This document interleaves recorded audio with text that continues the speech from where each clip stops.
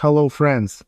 The Ministry of Defense of Russia stated the capture of the village of Kryva Luka in the Sloviansk direction. Ukrainian official sources have not confirmed this. At the same time, the Ukrainian fighter Muchny reported that the situation in Kryva Luka remains tense and requires additional clarification. According to the enemy, the settlement has allegedly passed under their control.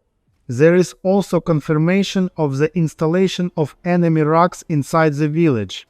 At the same time, there is no final confirmation from our side yet. If visually our positions are still present there, the situation may be more complicated than just the loss of the settlement.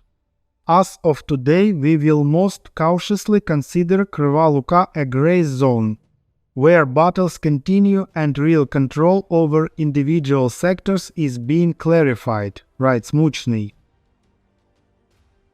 By the way, the new commander of the brigade that defended Siversk, which is located east of Kryva Luka, stated that the city was lost due to the fact that the soldiers stationed there in positions did not know how to use weapons. Vadim Cherny, commander of the 54th Separate Mechanized Brigade, which previously held the defense in the Siversk area, stated in an interview with the publication that the command did not teach the infantrymen in Siversk how to equip positions, dig in, and use weapons. There were infantrymen at the positions who, in the presence of shovels, bags, weapons, and ammunition, did not know how to use weapons for their intended purpose. They didn't even understand how to equip a position. The infantry did not even have a minimal understanding of actions during ambushes, entering battle, or the algorithm of actions if the enemy approaches. They did not know how the enemy should be liquidated. Combat training was not conducted or was only on paper, the brigade commander stated. According to him, it is impossible to allow such crap in 1 or 2 months. Cherny believes that the accumulated problems simply fired at one moment which led to the loss of the city. At the same time, management on the ground systematically lied in reports upward about the real state of affairs.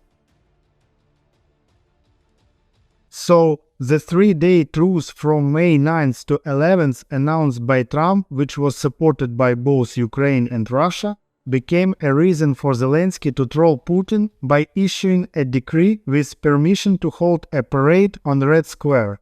The move is certainly creative.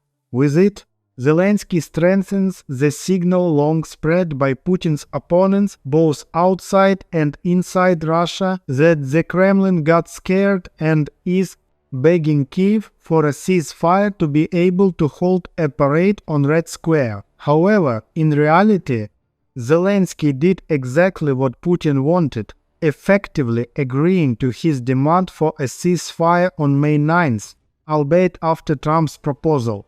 The Kremlin did not want to allow an attack attempt because then it might have faced the need to make some sharp moves.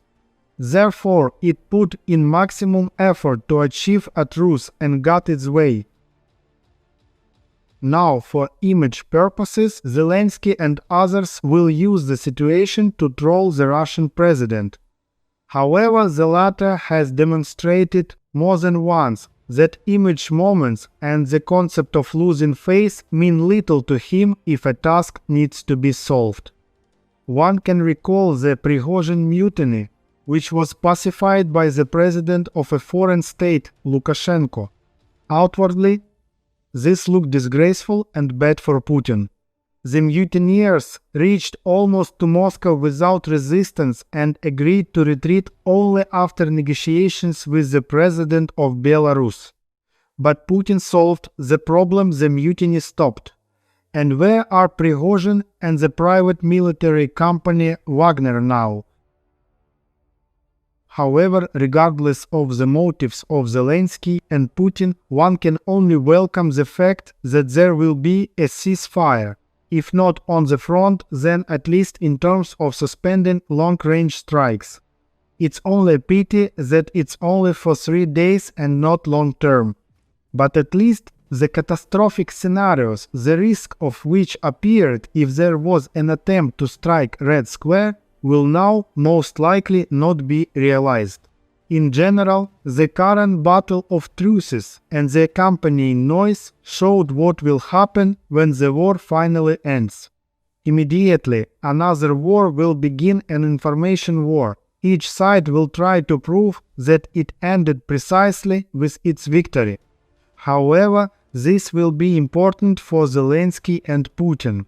For millions of ordinary people on both sides of the border, something completely different will be important. The flow of murders, tears, and suffering will stop. And for them, this will be an unequivocal victory, the victory of life over death. Friends, this channel is my only source of income, but lately I've been making practically nothing from it. If you could support me financially, I would be very grateful. Thank you very much and see you in the next video.